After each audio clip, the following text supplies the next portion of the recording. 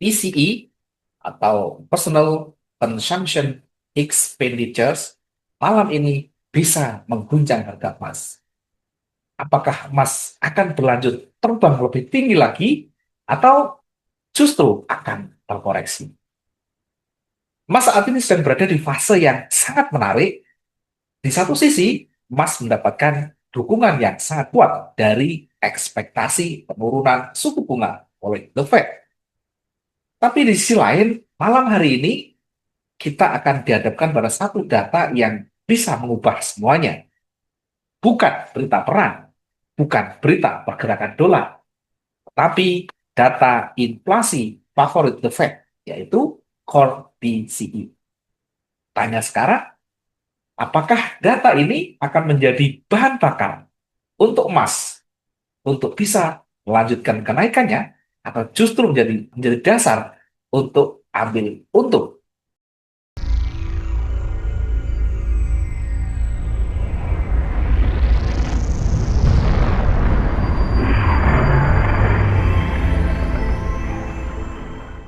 Sobat dari semuanya, dimanapun saat ini Anda berada, Assalamualaikum warahmatullahi wabarakatuh. Kita jumpa lagi di Cek Wijaya Trading. Di video kali ini saya akan membahas fundamental terbaru untuk emas hari ini.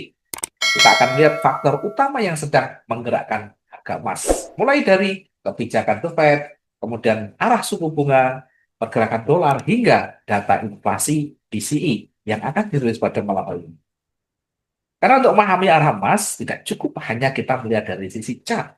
Kita harus memahami alasan kenapa uang besar bisa masuk dan keluar. Nah, jangan skip video ini teman-teman semuanya sampai di akhir bahasan, karena di bagian akhir saya akan jelaskan bagaimana membaca hasil isi malam hari ini dan bagaimana dampaknya terhadap arah pergerakan emas berikutnya.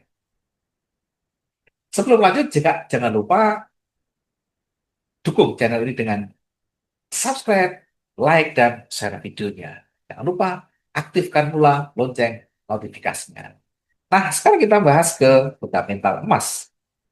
Ada faktor yang hanya memberikan volatilitas jangka pendek, tapi ada juga faktor yang mampu menentukan tren emas selama berminggu-minggu, bahkan bisa sampai berbulan-bulan. Dan faktor terbesar adalah yang pertama, kebijakan The Fed dan suku bunga. Faktor pertama dan utama ini adalah kebijakan dari The Fed. Ketika The Fed merilis beritanya, tentu akan sangat berpengaruh signifikan terhadap harga emas. Ketika suku bunga Amerika Serikat masih tinggi, maka investor lebih tertarik menyimpan uang di aset yang memberikan imbal hasil, seperti obligasi. Namun ketika pasar mulai percaya bahwa The Fed akan menurunkan tingkat suku bunga, maka yield obligasi akan turun.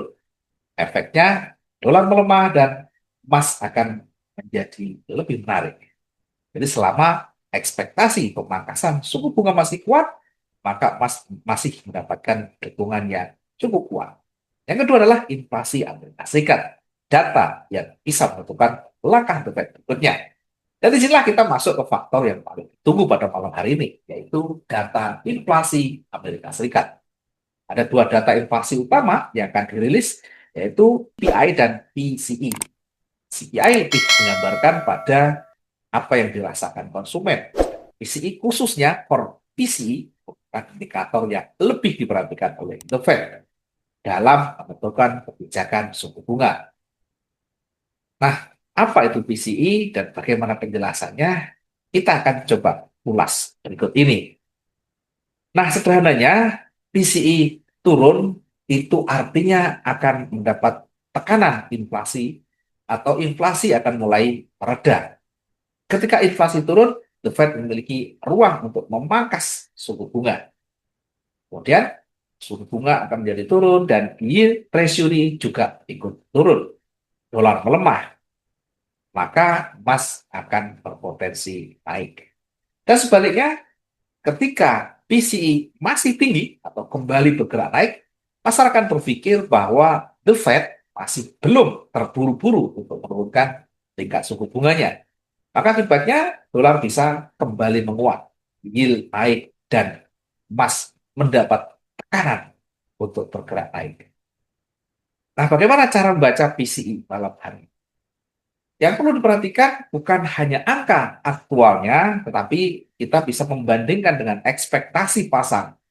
Contohnya, jika pasar memperkirakan core PCI berada di angka tertentu, lalu hasilnya lebih rendah dari perkiraan, nah itu bisa menjadi sinyal bullish untuk emas.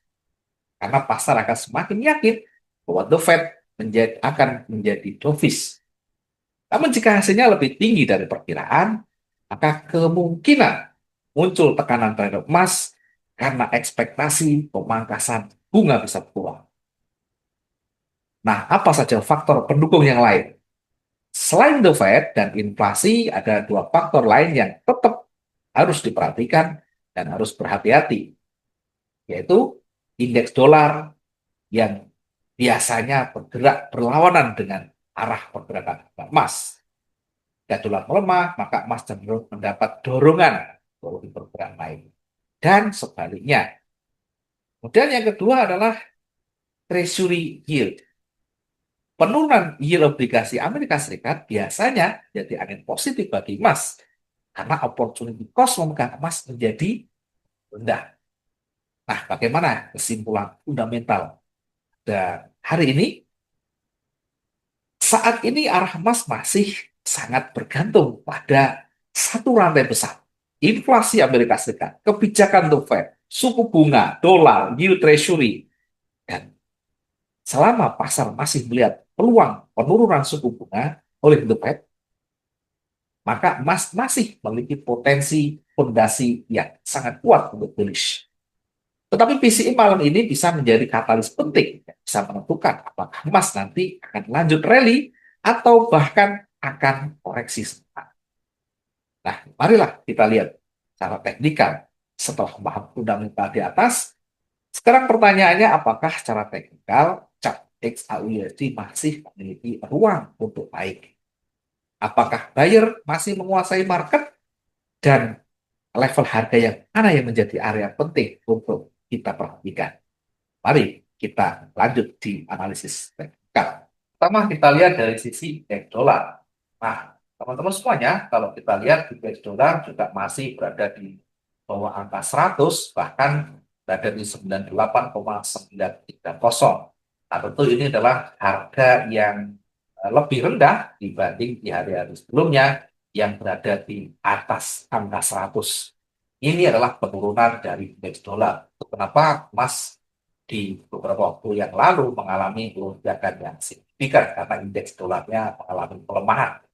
Sementara untuk yang treasury, kalau kita amati masih tinggi ya, meskipun ada sedikit koreksi, namun masih cukup tinggi, berada di 4,712%. Artinya kalau dari pergerakan dari historinya, maka ini treasury ini pasti tergolong tinggi, sehingga inilah yang juga menahan laju pergerakan emas.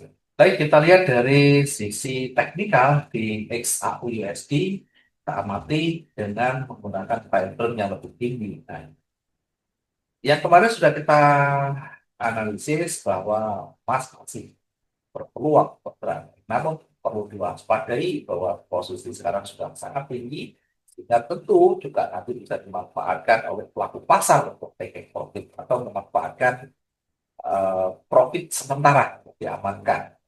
Kemudian nanti kita akan melihat bagaimana katalis berikutnya. Kalau kita amati dari sisi teknikal ini berada di ujung atas, berada resisten, mulai ada penolakan, dan ada momentum bearish meskipun tidak kuat, tapi setidaknya ini sudah ada petunjuk bahwa kekuatan bullish terhenti sampai di harga tertingginya 4696. Kemudian hari ini kembali bergerak naik lagi yang berada di puncaknya, tidak cukup riskan, cukup beresiko untuk kita mengambil posisi-posisi puncak. Kalau kita mengambil posisi sell, tentu ini belum ada petunjuk yang lebih kuat lagi. Kalau kita mengambil posisi bullish, ternyata ini masih berada di puncak. Sehingga idealnya kita manfaatkan posisi buy on dip atau kita manfaatkan koreksi turun untuk menempatkan posisi bullishnya. Nah, kita coba turunkan di time frame H1. Time frame H1 kita lihat pergerakan juga masih konsolidasi ya, atau katalis berikutnya. Belum ada yang signifikan sehingga berada di antara support dan resisten ini pasti kita waspadai, lebih perhatian lagi ya.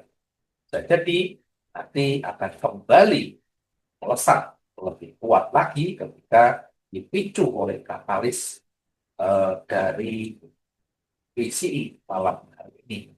Jadi teman-teman yang hari ini masih belum melakukan transaksi, saya sarankan lebih berhati-hati dulu sampai ketemu nanti bagaimana petunjuk berikutnya, apakah ada katalis yang bisa mempercepat kenaikannya atau justru sebaliknya. Nah, skenario yang bisa saya lakukan karena masih berada di area konsolidasi, nah, tentu nanti kita akan menguji di dua area ini ya, area resisten dan area supportnya. Dua area ini yang kita jadikan sebagai acuan untuk menguji kekuatan berikutnya nanti ya. Dari sisi probabilitas tentu kemungkinan naik lebih besar dibandingkan kemungkinan turun. Nah, tapi itu karena harga sudah cukup tinggi, tentu untuk peluang taking profit sangat terbuka lebar ya. Meskipun nanti pada akhirnya kembali naik, saya masih skenario kan seperti yang kemarin kita buat, kemungkinan nanti kalau koreksi, saya perkirakan sampai kira-kira 45, 49 ya. Pada di kisaran 45, 49 dalam untuk koreksi pergerakan turun. Dan setelah itu akan kembali berkembang. Sehingga kalau saya skenario kan, seandainya break dari support terdekatnya di 4612, maka kemungkinan akan bergerak sampai di 45, 49, kemudian akan kembali bergerak naik. Nah, bisa jadi bergerak naik itu nanti akan menyentuh atau retest area di sini, kemudian kembali bergerak turun, atau sebaliknya, ini bisa kembali bergerak naik karena dipicu oleh sentimen yang mungkin kan bisa jadi waktu terjadi ketika sudah sampai pada area yang lebih rendah. Artinya pelaku pasar akan melihat ketika ada retest, ketika ada koreksi, harga sudah lebih murah, sementara dari sisi fundamental masih mendukung oleh potensi bullishnya, maka harga-harga yang lebih murah itulah akan dimanfaatkan untuk kembali mendapatkan posisi. Nah, sehingga teman-teman silakan nanti bisa manfaatkan untuk area yang cukup signifikan ini ya, tunggu area break di atas atau area break di bawah untuk manfaatkan posisi bearish atau tulisnya ya. Kalau di area di sini tentu sangat potensial untuk kita menempatkan posisi tulisnya. Bisa jadi kita menempatkan di sini untuk buy-nya, atau bisa jadi kita menempatkan di sini untuk buy-nya. Tergantung bagaimana nanti kondisi teknikalnya. Dan ketika rilis berita nanti seperti apa hasilnya, kita akan nanti melihat bagaimana kelanjutan dari katalis tadi malam. Nah, selengkapnya nanti kita akan update apakah akan lebih dominan kembali naik sesuai dengan ekspektasi awal atau justru akan koreksi lebih dalam mencapai 45, 49. Kita akan lanjutkan nanti tentang berita.